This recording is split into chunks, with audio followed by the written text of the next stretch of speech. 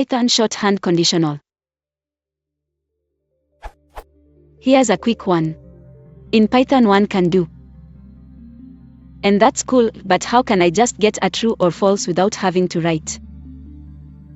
For example, in JS you can forcibly cast a boolean type by doing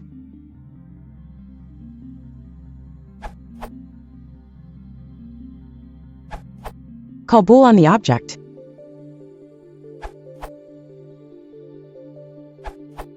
Similar to JavaScript, you can use logical negation in Python. This uses the keyword not. One disadvantage of bool is you can change its value, as this is not a reserved word. If bool variable's value is not callable, for example, bool equals 7, an error will be raised.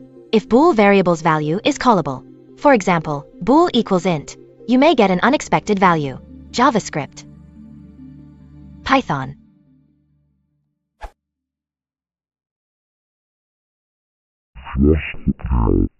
Shorthand